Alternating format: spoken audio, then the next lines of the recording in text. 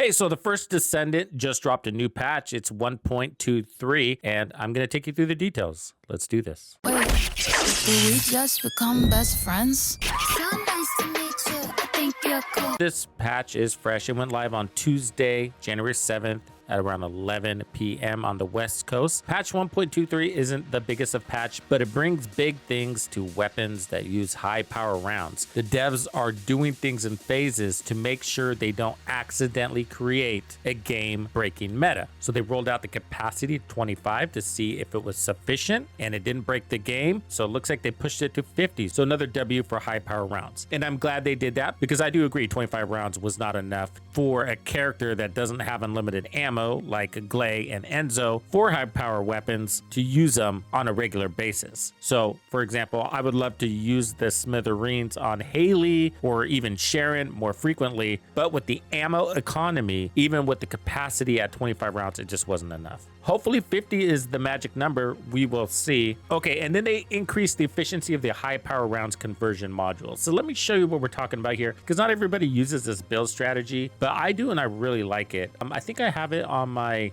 sniper, the Afterglow sword. For example, the special round charge improvement. When acquiring dropped special rounds, it's going to give me one high power round for every 30 rounds. So it's basically going to convert the entire drop into a single high power round. There's a series of this. So you can do this for special rounds, general rounds, impact rounds, so on and so forth. So they have made changes to all of these types of mods. So let's walk through that. Here's each module's change. So the general rounds charge improvement, they've reduced the number of general rounds consumed from 200 to 50. So it's only a quarter of that. When they drop 200 rounds of general, it's going to take 50 of those and convert it to a high power round and leave you with 150 so that both weapons are getting ammo, not just one. So this is a general improvement to overall ammo economy. So for the special rounds charge improvement, they reduced the number of special rounds consumed from 120 to 30. For impact rounds, the number consumed is going from 25 to only 6. So they reduced the capacity of the high power rounds exclusive rounds conversion module, and they reduced the capacity from 16 to 6 to 12 to 2, where they're talking about how much capacity the mod is consuming in your mod slots. So they're talking about this. So a fully leveled up one is now only costing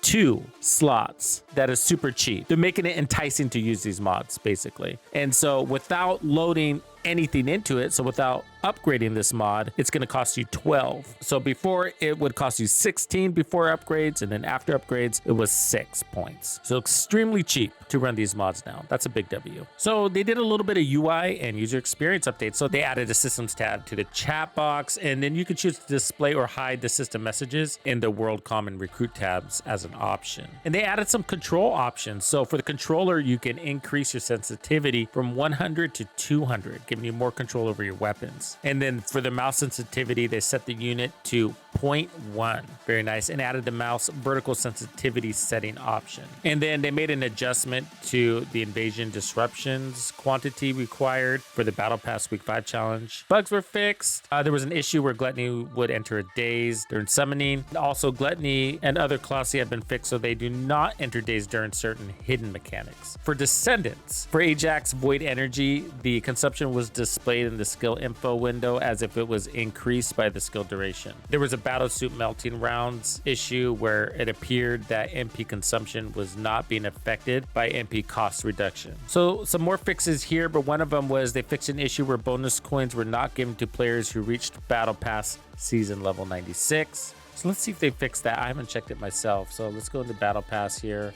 and see. I have quite a few coins available. See if this is fixed. Yep, now I could get them. They were all stacked up. That's awesome. So now I can spend those like a crazy man in here, which I would probably do, I guess, on these, because what is more valuable than these, right? Check. And then some issues in the shop.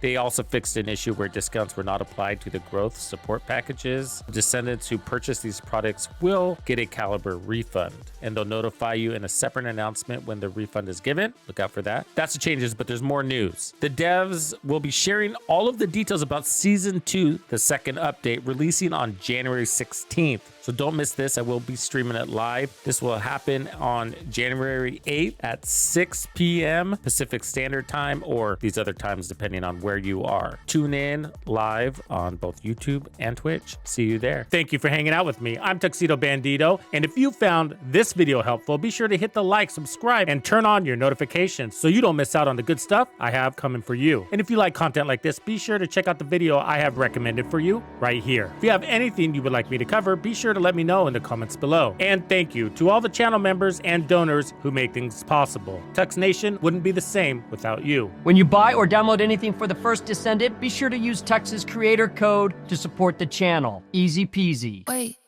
did we just become best friends?